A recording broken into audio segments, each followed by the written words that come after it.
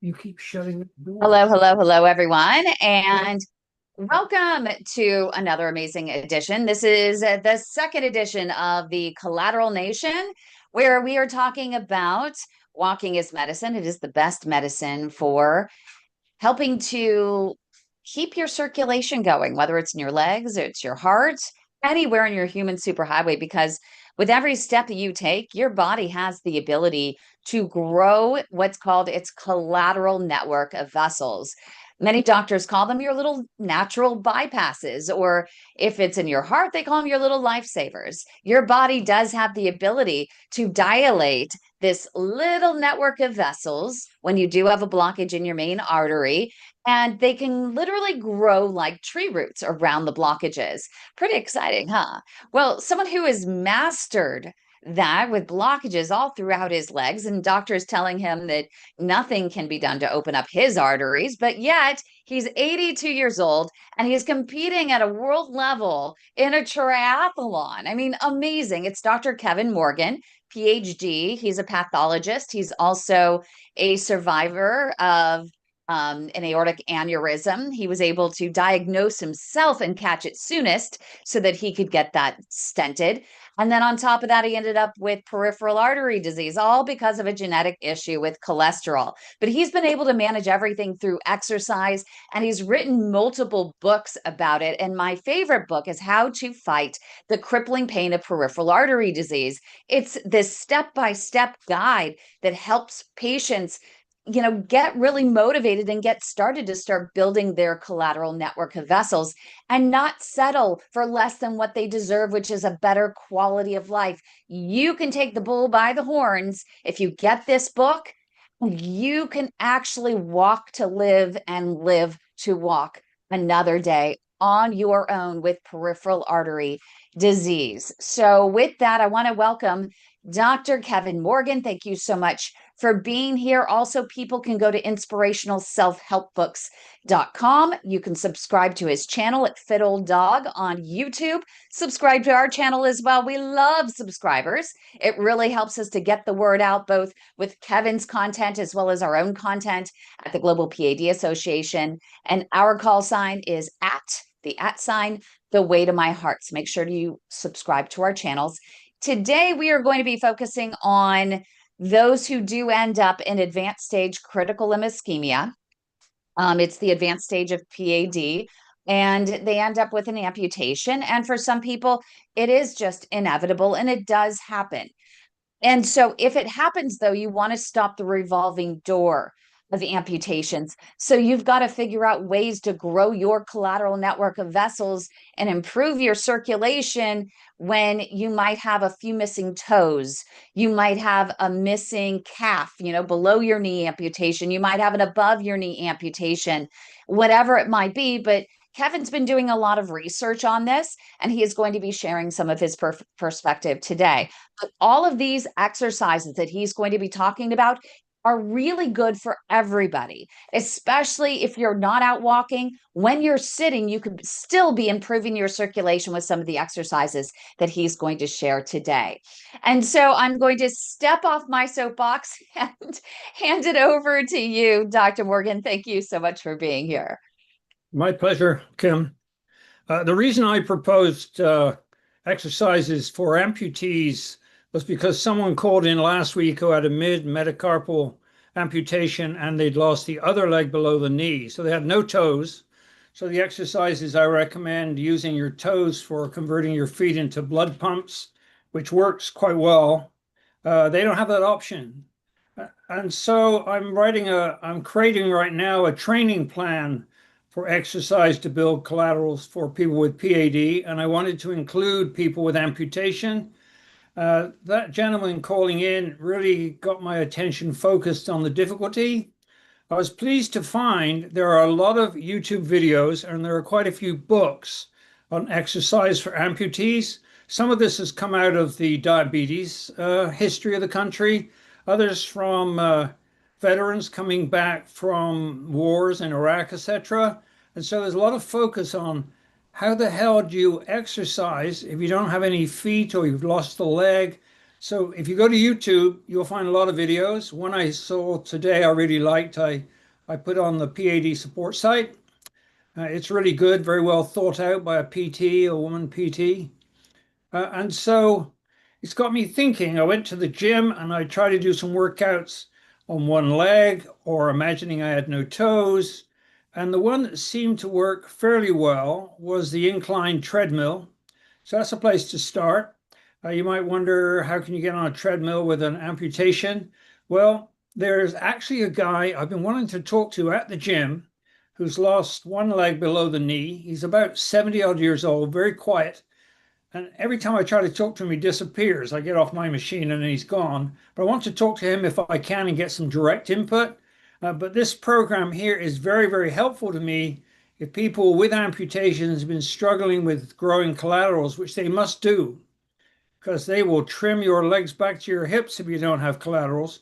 And also, if you build collaterals in the rest of your body, they grow in your heart, as Kym mentioned. So basically, I would go, rather than going to books, I go to YouTube first. I will go through a number of books and see if I can find one I like. One I bought was all writing with little or no images. You need images to understand what you're supposed to be doing. And so that's why I thought that was a good topic for this week. One other comment, you were talking about doctors. A woman came on your page, on the support page, that's my dog, is bored, a couple of days ago, saying that she had diabetes, a number of problems, but also lots of pain with PAD in her feet, had difficulty getting out of bed. And basically, her doctor told her to suck it up until she was ready for surgery when things were bad enough. That actually pissed me off. I was not pleased with that advice from the doctor. The doctor's letting her down. She wondered if there's anything she could do to take charge of her life. There is a great deal she can do to take charge of her life. She can come to meetings like this. She can go to Kym's site on Facebook, talk to other people with PAD, which wasn't suggested by the physician. Again, I'm not blaming the physician. They're trapped in the trap described previously of being under pressure. So I sent her a link to my PAD 100 exercise, which is quite good. It works quite well. And guy Mike Holmes said he really liked it and it made things easier when he got out of bed. So I need more people to test it. It needs testing under different circumstances, but you do need to have your toes to do it. So I sent her the link to that video and she was delighted because now she had something she could do. She could take charge of her life. And the emotional and mental challenges are the biggest part of this whole thing. Okay, it's a physical problem, but it's very easy to give up. So I was kind of pleased about that response. So basically, if you have an amputation, you can always write to me and ask questions. I'll tell you what I think. My background in medicine is a veterinarian. There are kind of exercises I would find it hard to teach a cow or a dog to do, but that's not my intent. And so that's why But this is. the first indication of claudication, the first diagnosis of claudication was in a horse.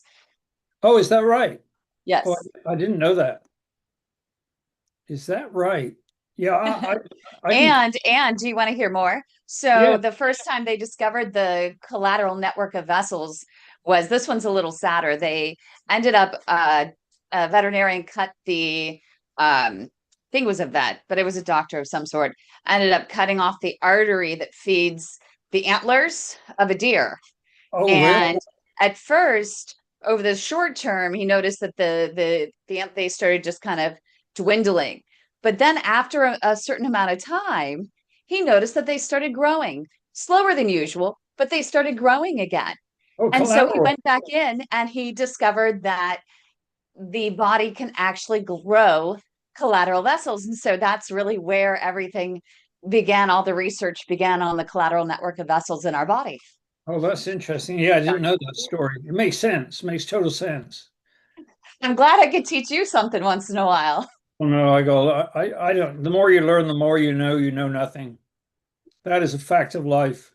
But it's quite remarkable how many collaterals we can grow. I have a question I'm trying to solve. I can't find anything in the literature, and that is whether the induction of collaterals is better done with intensity or with endurance training, closer or further away from the lactate threshold. So that kind of training I'm reading about, and I'll put in this training plan I'm building, which has taken me a while. So but any form of exercise you can do with your amputation is do it. This guy in the gym, I've seen him several times there on on an elliptical trainer. The beauty of the elliptical trainer, if it works your arms, is you can get a good cardio workout. When I was young and fit, I could get up to about 1,000 calories in an hour on an elliptical. Now I'm lucky to do 500, but you know, aging is aging. So any questions people ask me these meetings or by email or on the site is very helpful for me thinking through how best to work with particular kinds of amputations from one leg, both legs, just below the knee, mid tarsal, whatever. Any input I get is very helpful for constructing the ideas I put in these publications. That's incredible. And we do have Alan who's here, and he's just sitting in the in the studio audience, just waiting for an opportunity to jump in and talk about some of his challenges as an amputee, and maybe has a few questions for you about how he can improve his circulation while he is trying to get back on his foot and his prosthetic. Alan? Hi, Dr. Morgan. I was the guy that mentioned that last week, and I felt it very necessary to be here to learn from you so I can better my life. Interesting point. You mentioned the treadmill on an incline. I went and took my dog for a walk yesterday and had to stop every about eighth of a mile. The pain in my stump, due to lack of blood flow and also into my lower leg, got into the ischemic range and had to stop and rest. But on the treadmill, on a 4 to 5 incline, I never get pain. It is the weirdest thing, where I'm not getting to that threshold of pain. Um, any insight on that? Am I doing something wrong? No, you're not doing something wrong. In fact, there's some mysterious things about claudication. I can now walk as far as I like and up hills with no claudication using this method for my toes, which is not an option for yourself. And I'm really glad you're back, by the way. Um, I think it's to do with impact. And the road is very unforgiving, even the asphalt, whereas the Hmm. treadmill is very soft. And so I think the impact is much less. So the trick is to try to find a way to walk with low impact, which of course is more difficult in your case than ours because we can use our feet like springs, bring them in softly, learn how to move with our whole body. And that, by the way, is a really important trick, is learning how to move with your whole body. Most people have no idea how to move efficiently. I studied this way back when. I had back in my late 50s, I had two knee surgeries due to running induced injuries. I was obviously heel striking, and this puts pressure on your knees and your hips, and eventually you end up with bone on bone in your knees if you continue to do that. I had a split meniscus, a Baker cyst, inflamed plica, and so I stopped running. I mean, I was wanting to train for Ironman. That was my goal, which includes a whole marathon. And so I studied low impact running, and the same applies to walking. And Danny Dreyer has a more recent book on what he calls chi walking, which is once again low impact. I bet impact is a big player in the induction of claudication because when I run, which I is very difficult to do, but I'm working on it because I want to run marathons again. But whether I can is another story, but I damn well try. Impact is very hard to run with low impact. Walking is not so hard. Cadence is lower, so I would say take a look at how your feet are striking the ground. Look into low impact running and try to apply those ideas to your walking. And basically, the method is based upon a prominent shoulder hip counter rotation. So as you bring your left leg forward, you bring your right shoulder forward and vice versa. So basically, what you're doing is you're counter rotating your shoulders and your hips, right? And this causes you to Okay. come in from the side. Now, how that would apply to an amputee, I have no idea. I don't want to be amputated in order to learn how to do it personally. That's why I'm trying to do all these exercises to keep my toes. And so I would say look into impact stress because on a treadmill, there's so little impact that when you run on a treadmill, you think, oh, I'm doing great.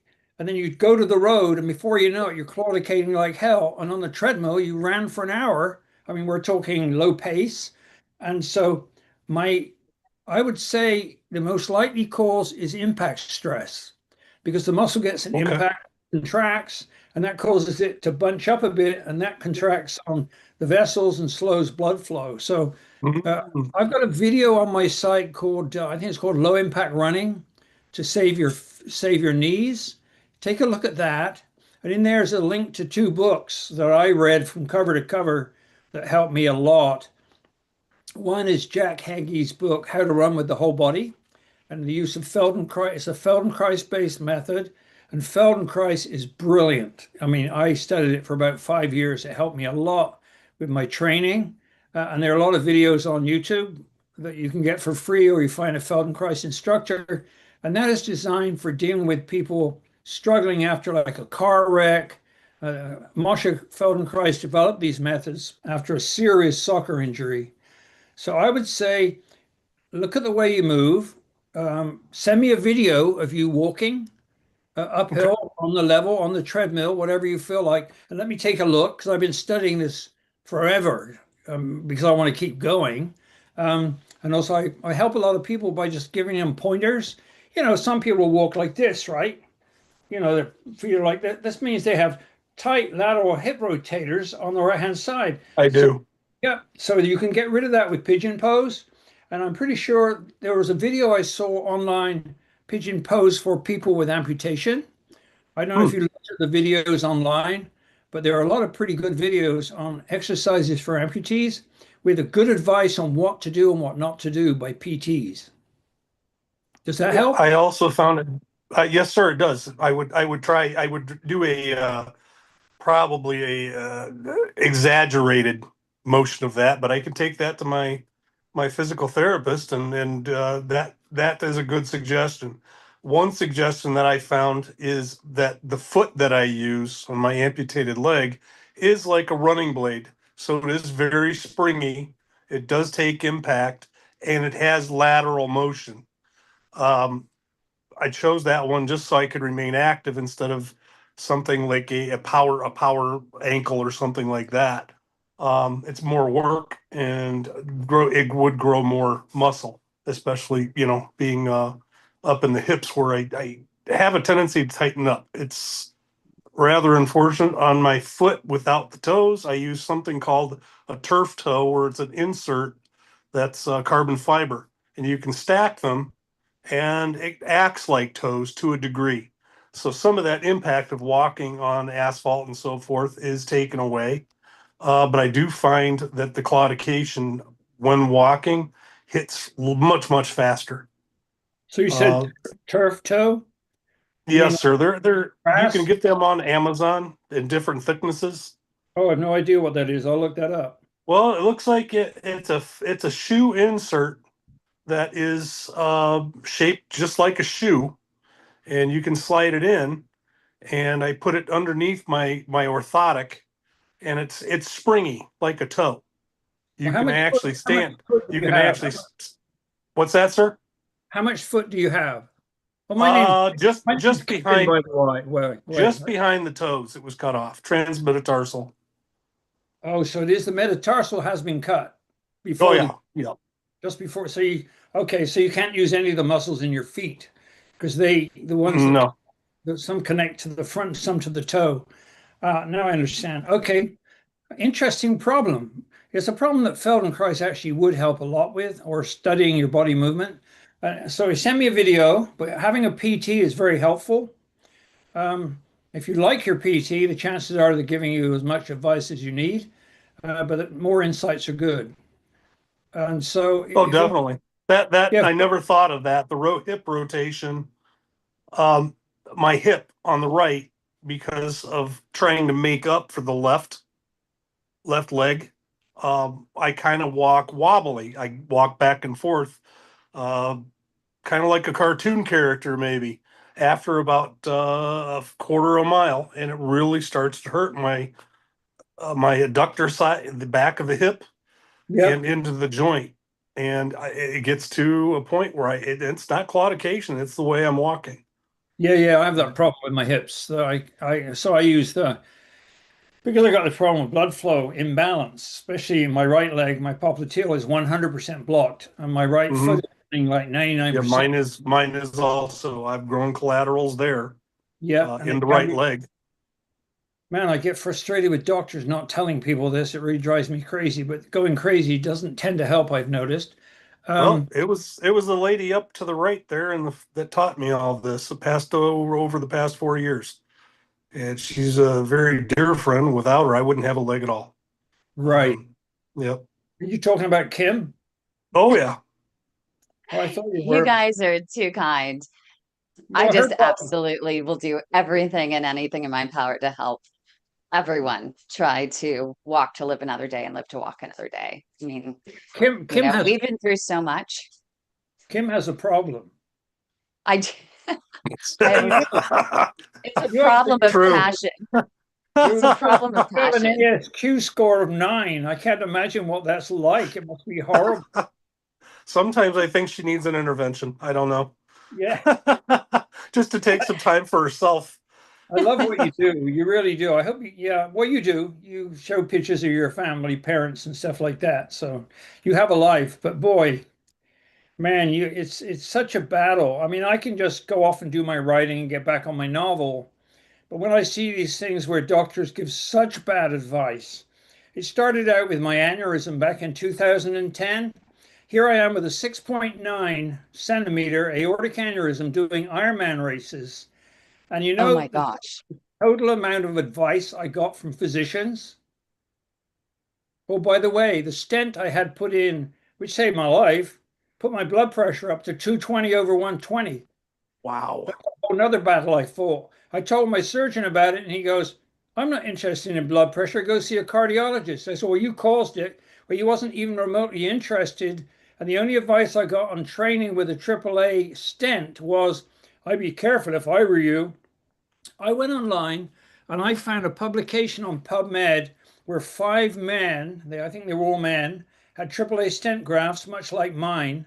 2 died as a result of what they did. I think one did really intense rowing on a rowing machine, and your knees come up close to your chest. You've got to Hmm. avoid hip flexion. You've got to keep those. I never bring my hip flexion above 90. I never bring it way back here, my knees, and so my knees up to my chest. That was number one. One died because of having a Heimlich maneuver. It crushed the stent. This is in the published literature. I found this, and none of this was mentioned to me by my physicians who are vascular surgeons. And I think it's because all these physicians, and I understand why. I was one once as a vet.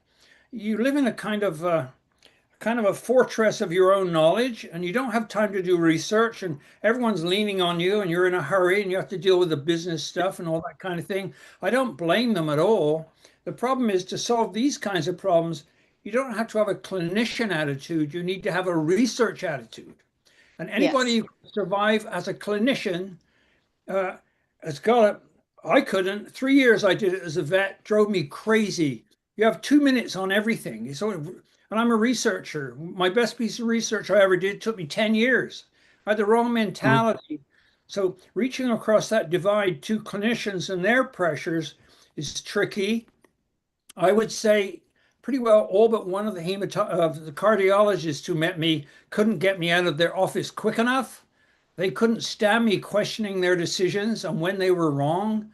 It was except for one physician who was really good, a guy in Cleveland Clinic. But I understand why they're like this is because they're dealing with one case after another, and they're trying to save lives. They don't have time to think about, how to exercise your lateral hip rotators with a partial amputation. They don't have time to think about it. And they're the wrong people to think about it. And the people who can think about it, the insurance doesn't cover them.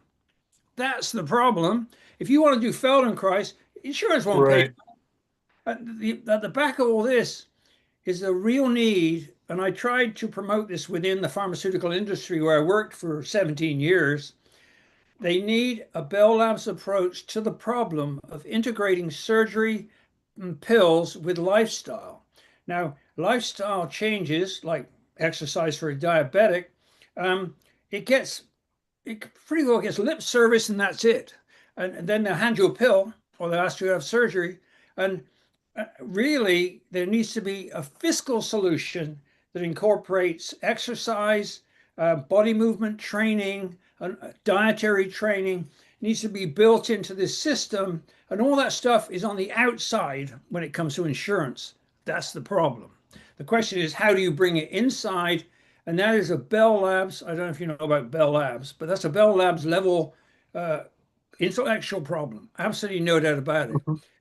And you somehow got to get researchers involved in the problem, but separated from commercial pressure, who come up with ideas to make this work and change the insurance industry so people like yourself could go along to a PT and you say, well, I'm interested in this Feldenkrais approach and maybe could realign my hips.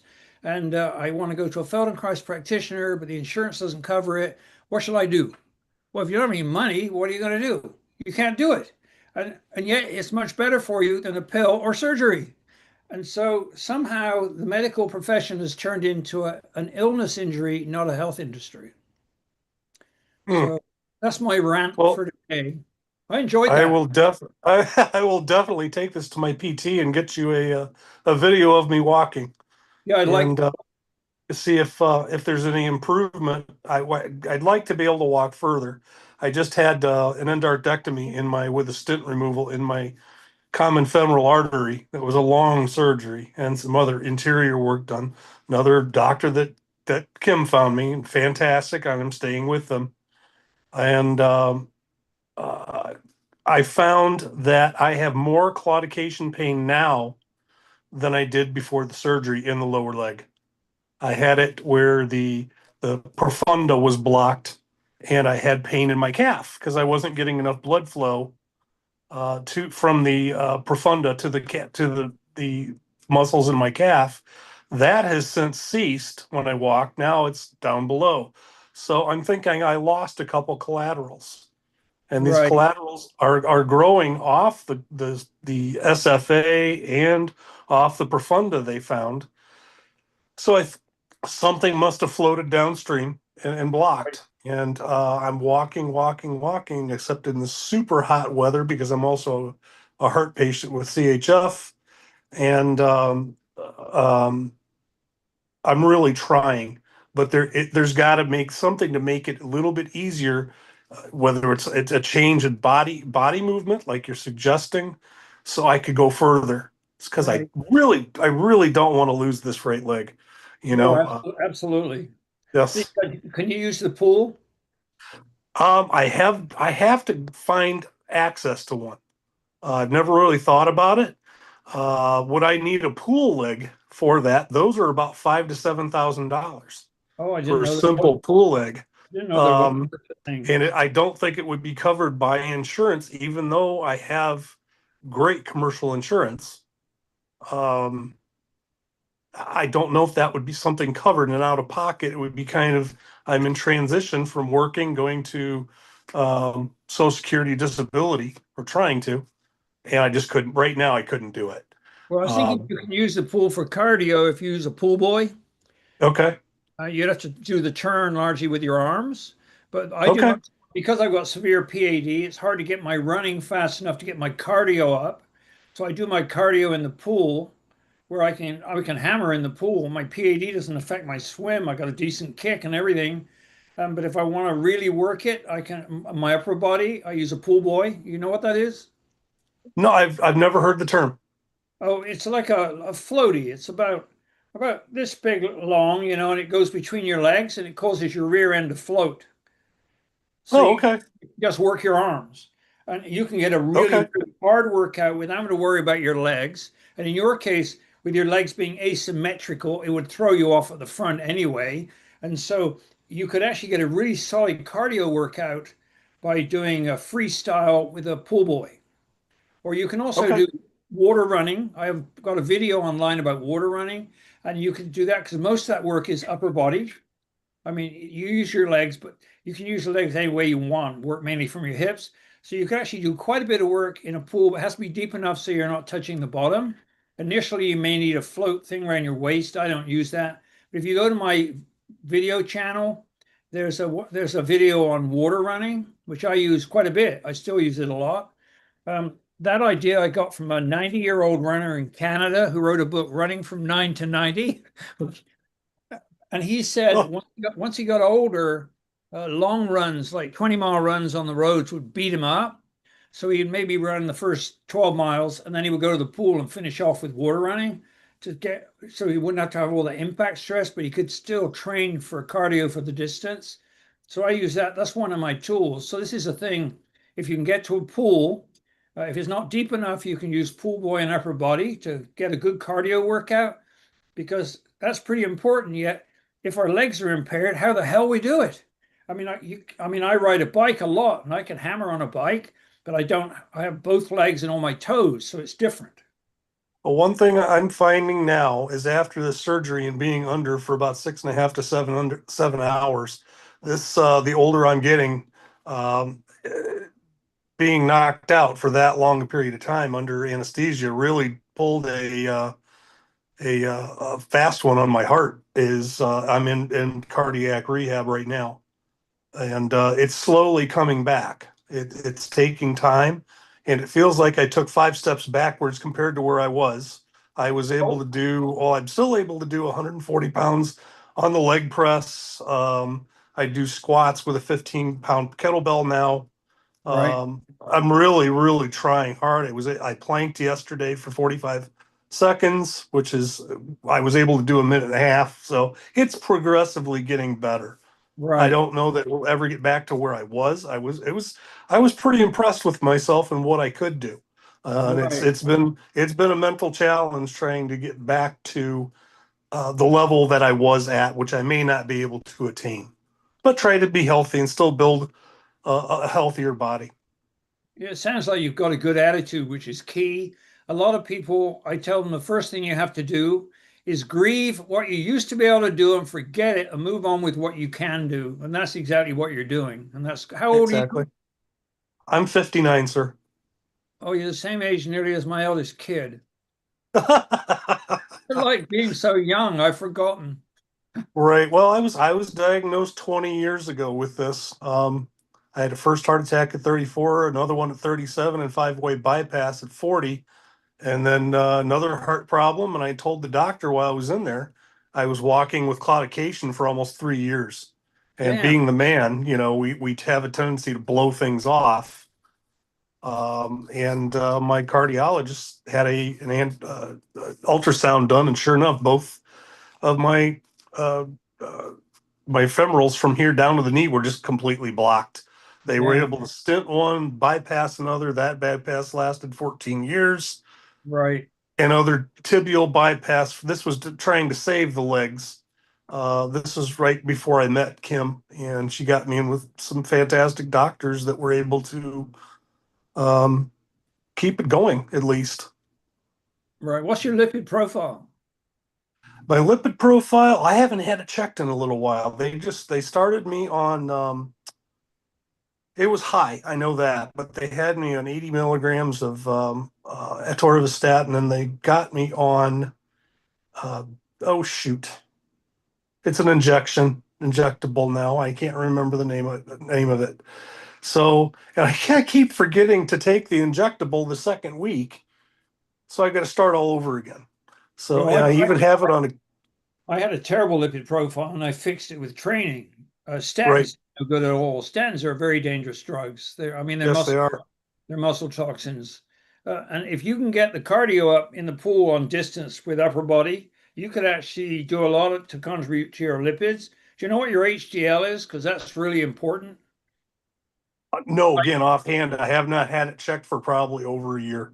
Yeah, I just wonder because if you can bring that up, They mine. didn't want to take they didn't want to take it until this other drug kicked in to see if it was making a difference so they could take me off of the atorvastatins. Yeah, getting off statins is a good idea. Yeah. This is an interesting case. But I'm a pathologist, and you don't want to be an interesting case for a pathologist. Uh-oh. I'm a medical misfit for sure. Well, it's still walking. Yep. Oh, that's very helpful. Okay, I look forward to getting the video, and I'll do what I can. Any ideas that can Well, help? thank you, sir. Good. And just watch impact stress. Somehow to walk with what you've got without by reducing impact. Yeah, look at low impact running. Anyway, you send me the video and I'll be able to come up with some ideas because All I right, had sir. Yeah, be glad to help you with that. Not a problem. Yep, and I'll go in my training plan, which is taking me a while to write because that's what people need. I mean, my surgeon told me to walk 30-minute walks a week when I discovered that. I'm like, oh, 2 weeks after he told me that, I ran a marathon up in Maine. He doesn't listen to anything I say. He's a great surgeon, but he doesn't listen to a damn thing. And he says most of my problems because he's using aero bars on the bike. And I'm like, I haven't used aero bike bars on the bike since 2010 because of hip flexion. Does he listen? No. Is he a great surgeon? Yes. That's good enough for me. So I just say yes, sir, Right. no, sir, and then leave. But yeah, it's an interesting and fascinating challenge. Of course, it's combined with aging, which is, as I like to say, is the ultimate endurance sport. Well, Aging I'm is, starting to learn that. it really is tough. That's a fact. Right. Okay, that's Well, great. it is. I Great. have discovered that walking with a prosthetic takes about 30 to 35% more energy than it does for a two-legged person. So a Yeah, lot of that just walking starts kicking my heart in, cardiomyopathy kicks in, and then I'm out of breath. But it has gotten better over the past several weeks. right. Building those collaterals in your heart is really important. Yes, Yeah, but where's trying. the balance? And that's the thing. It's where's the balance, where you know that the doing the exercise is helping you versus putting you on deck for a heart attack. There's a Right. balance that you can't see. I wish there was some sort of detector that you could wear that lets you know, you're just on the edge of too much. Slow it down here versus, okay, Yep. you still have Well, some room to pick it up. But even the watches aren't enough, with just the ECG attached. Yeah, the And best right. vehicle. They check me. They keep my blood or my heart rate down under 100. That's the goal. Exercising, and I kind of cheat because I want to try more. uh, so it's usually up over 100 to 113 or so. Right. Well, body awareness is the key. That's the detector that works. I mean, knowing how your body's working and listening to your body, but you're doing this already, so that's pretty important. I do the best I can, and it's challenging, but I will keep fighting with it and seeing what I can do. So where are you located, Alan? I'm just outside of Chicago in Michigan City, Indiana. Oh, outside of Chicago? It's Yep, just freezing outside of cold out Chicago. there. Oh, it is very much so. I'm Oh on my the God. opposite side of the lake, so I get all the cold on this side, but no snow. Yeah, I remember we flew into Chicago when we came here in 78. My wife of that time and 3 kids. We stayed with a couple of her relatives while we were waiting for the next flight south from my job. And I wanted to go out for a walk. They said, you can't go out for a walk. And I said, why not? They said, well, you just can't. And I said, well, I'm going to go for a walk. They said, well, it's on you. I went out for a walk. I went about 20 paces and I noticed that the water on the front of my eyes was starting to turn into ice crystals. So I went back in again. It was like Very walking. much so. It Yeah. was freezing. And so Yes. that was my first experience. When I went to a restaurant, they served water with ice in, and that's not something we do in Europe. And I thought that the ice hadn't thawed yet. I thought it was frozen water. Anyway, yeah, oh, Chicago. So I did read The Jungle. Great book.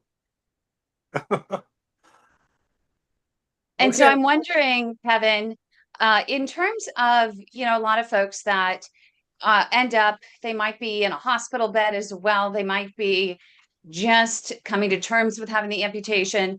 They might be in rehab and they only have their PT coming in once in a while. What are some of the exercises? And I know it varies whether someone is a BTK or AKA below knee or above knee or you're just missing some toes or all of the above.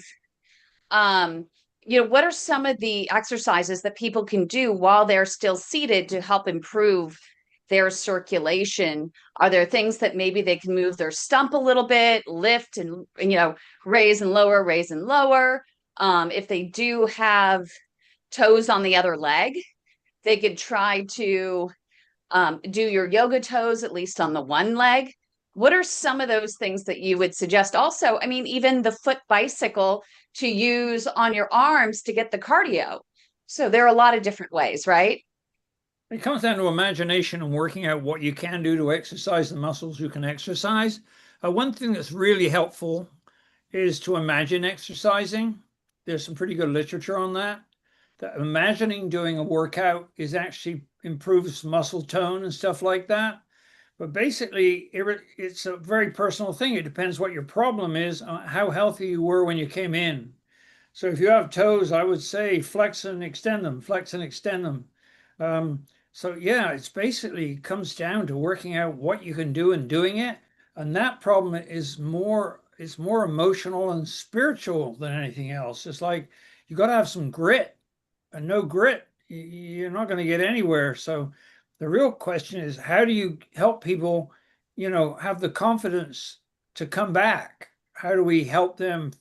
And I would say that the examples of people out there who are doing it is helpful for some. For others, I have to be very careful. I've noticed that when I talk about doing Ironmans, people will dismiss me as an oddity. Oh, well, it's easy for you. You're an athlete. It ain't easy for me. It's very, very difficult. I just happen to have some training. So I would say, I don't know whether Alan would agree.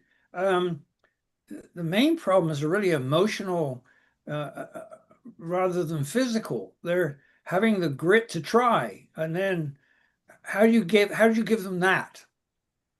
That's to Well, me most I important. remember being in the hospital for 51 days with my amputation. And I was there for almost 2 weeks before they amputated because I was had some other issues going on with the leg that had to all solve themselves, and swelling and so forth. And after the second week, when I had the amputation, a week later is when I started, after getting over the initial shock of not having the leg, is that I wanted TheraBands. I thought of those, and hadn't seen a PT yet. TheraBands can get you quite far. Right. There's a lot of different exercises you can do with them. I also discovered, and I just did it now. It's amazing. Amputees still feel their toes or their leg is there. Right. And I'm flexing my toes on my amputated foot right now. Like they're there. Some of the muscles are still in the bottom of the foot, Yep. are able to flex, even though they're not there. Right. Uh, Well, that's interesting. yeah, it's interesting as far as the things that I can do and what things I can't do. I know what they are now after 2.5 years. That Have you ever still, considered writing your story? Because when I had my aneurysm in 2010, I was 67, and here I am. I got an aortic aneurysm doing Ironman, and I wanted to get back to Ironman training, and I managed to do that. In 2011, I ran that same race, 3 hours slower, because the stent restricts blood flow. It's not compliant like a regular artery. And I wrote my story about how I got back to Ironman with a AAA stent graft. I was hoping to talk to other people in that situation. 15 years later, I'm yet to meet one. I've yet to find anybody who's run full Ironman, completed a full Ironman with a AAA stent graft, which kind of surprised me actually. And then, so I wrote the story. I think I called it my surgery recovery guide or something. And within a few weeks, I got a letter from New Zealand, a guy who called himself Jim the Runner. He read my book, he wrote a review, and he said he went to his doctor, and the doctor said, well, now you've got an aneurysm. It turned out it's the same as mine. And you've got a stent graft in it. It was turned out to be the same as mine. And he said, I'm sorry, Jim, but it's not safe for you to run again. The guy read my book and he said, well, I'll be damned. Kevin's doing full Ironman with the same thing, and he got back to running. I explained in my book how to avoid displacing the stent graft, which is important. and he's back to running. And I got an almost identical story from a guy in Russia who wrote and thanked me so much for my book. And he was a runner and he was getting back into running again because of my book. So telling our stories in an accessible manner, be it a book or a video, is extremely helpful to people out there who are lying in a hospital bed and they're facing what we faced 20 years ago or whatever. So Hmm. it's one thing that Well, you consider doing that. you mentioned it's something Kim has wanted me to do that. She's mentioned it. Is that you mentioned grit, and grit is just it's a state of mind that you have to say, okay, this is what I've got, and I'm going to move forward with it regardless. But I find a lot of amputees just they sit there bound to a wheelchair, feeling sorry for themselves the rest of their lives. It's really sad. I was going to the hospital, and this was after I had a bone infection in the amputated leg, and I had to have more chopped off, and I had to go for 45 days. I had to go in for intravenous drugs, and every day I hopped from my car all the way up using a walker. I didn't want a wheelchair. I didn't want anything because I'm trying to build myself back up. And there's this gentleman, much younger than I am, with just a amputation like mine, not the foot, in a wheelchair almost every other day. He was there for treatment for something also. And I looked at him and I said, "Brother, you're going to die if you stay in that chair." Absolutely. And he did not care. So he'd He given did up. not care. It's very, very sad. Yeah. Um, but I don't know. I'm an oddity, maybe. I don't know. Um, I know a lot of younger people that can bounce back very quickly. When you get into your mid to late 50s, it gets a little bit harder. Um, but we'll get there. It's just perseverance and, like you said, grit. Yeah. That's a good word for it. Telling our story is very valuable. And I think yours is a good one because you've been dealing with a more severe situation than mine. And it's a pretty interesting story, actually. Eh, I'd love to talk to you about it at some time. Yeah. Or you could write it as So an essay and I stick it on my site or as an addendum to the training plan I'm writing. Because sure. my training plan, I'm hoping to make it for people from amputees to athletes, all kinds of people, people with Hmm. diabetes, because it's a That would very be very helpful. And the interesting thing is, I think people with some type of training program like that could cross things over themselves and try different ideas. right. So And I that's what I'm looking for. I feel stuck. right. And you said moving the body, thinking about kinetics. I think that's interesting. I'm going to try that on Friday when I go again. Yeah, I studied Feldenkrais for 5 years. I went regularly for Feldenkrais lessons, Pilates for two, yoga for two. Um, Sometime I spent doing continuum, and then I moved on to gyrokinesis. I spent 4 years doing martial arts. 2 of those years were in Jeet Kune Do. And also I've been an athlete since I was younger. But I was born during a war with bombs landing on the hospital. I had rickets as a kid, so I have weak bones and joints. I'm 6 inches shorter than my kids. I got mild scoliosis, all due to rickets, which is a terrible disease of children. I really fear for the kids in Ukraine and places like that. And so I had everything against me. And people were like, well, it's easy for you. You're an athlete. It wasn't easy for me to go from rickets, skinny kid with knobbly knees, to becoming an Ironman distance triathlete. But I wanted to be able to fight back against the bullies. So that's what I did. And so, but how do you give that to other people except by stories, storytelling, and by example? I mean, I have my Exactly. heroes. My main hero is Jean-Dominique Bauby, the French guy who had lockdown syndrome. He wrote a book called The Butterfly in the Bell Jar, in the Diving Bell. Man, when I feel things are tough, I just remember him. He, I don't know how he did what he did, and so we need heroes. We really do to keep us going. And so these people, they could read your story and they're like, "Whoa, wait a minute!" And I have a story I put on my blog about a guy called James. I was riding my bike out training on a straight road, doing about 18. I don't know when this was, maybe 12 years ago. And along comes a minivan. And the guy in the minivan winds down his side window. And usually that means expletive, deletive, get off the bloody road, you're in my way. You get sworn at by people and they call you a damn liberal. You're just riding your bike, right? But they had to slow down and go around you. Anyway, this guy, he wound on his window and he said, I really like the light on your bike. I had dyno lights. And I said, why is that? He goes, well, I can see you because I always worry about not seeing cyclists out on the road. I said, and he said, your light is just like the one on my wheelchair. And I said, your wheelchair? He said, yeah. I said, why do you have a wheelchair? He said, well, I was in Iraq and I got shot from one of those propelled grenades and I lost all my sensation from my sacrum down. And I said, well, so you're in a wheelchair. And I said, well, how come you're not angry and screaming at me and telling me to get out the effing way when you're obviously quite happy person? He said, well, interesting you should say that. He said, first of all, I was very, very angry. I was in a wheelchair. I couldn't do anything. And I got more and more angry. And he said, after about a year, I decided I had a choice. I could be angry and die, or I could get on with my life. And I chose life. And now I help other people in similar situation. I'm very happy with my life. It's very fulfilling. And it almost made me tear up, you know?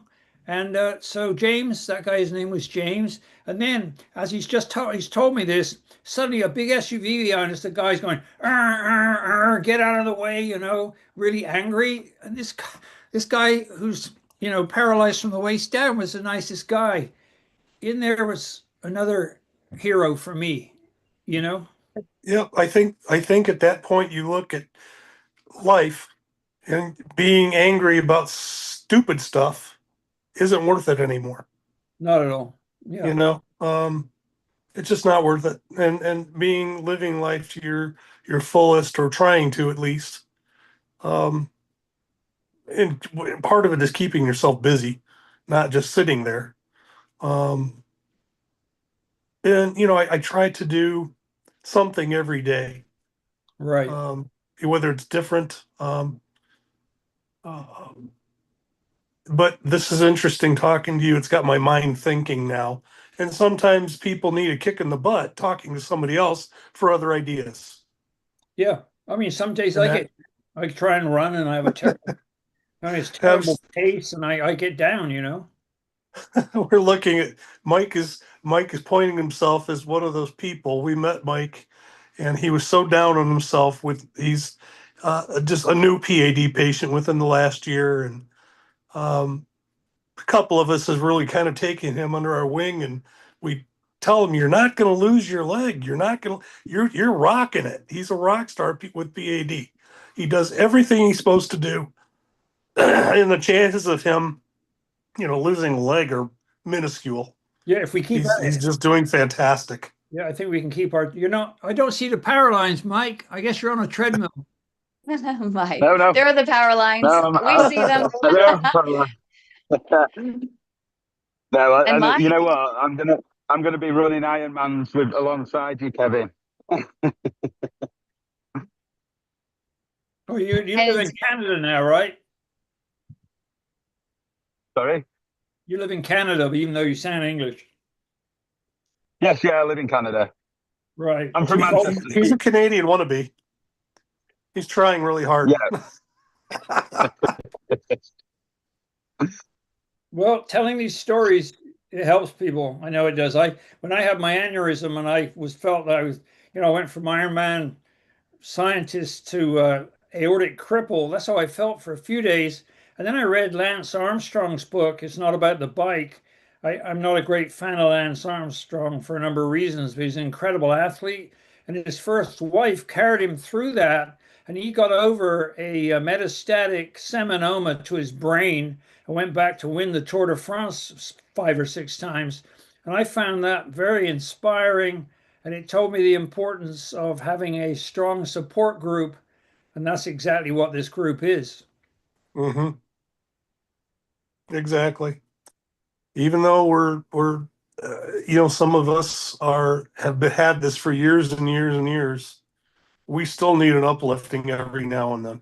Every now and Uh, then. Exactly. Yes, yep. So thank you, Kym.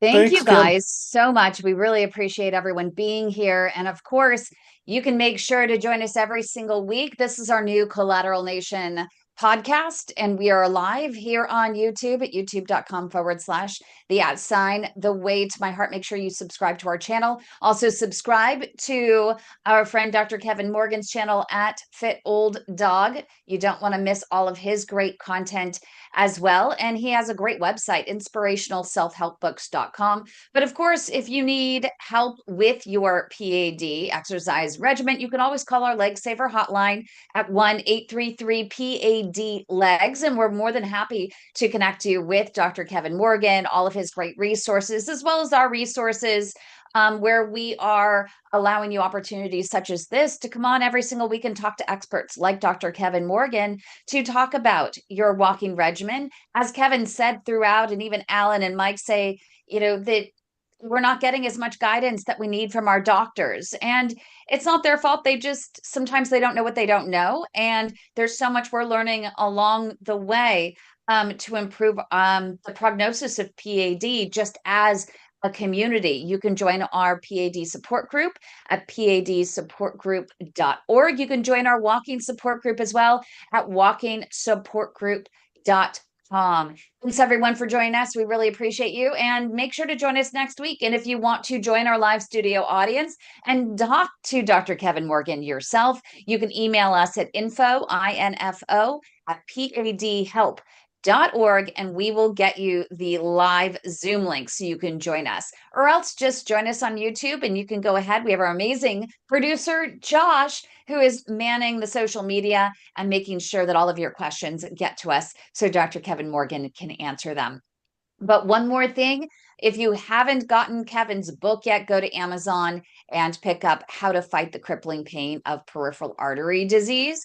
It's pretty incredible. And once you pick that up, bring your questions based on the book here to our weekly seminar, and I'm sure Dr. Morgan will be more than happy to answer your questions. And maybe, who's to say, you might be also participating in World Ironman triathlons and traveling the world doing so, even with PAD, with all of his tips and tricks. But remember, the advice and views offered are that of our team and Dr. Kevin Morgan. It's for educational, informational purposes only. Do not act on any information provided here without the explicit consent of your own healthcare provider that knows your situation.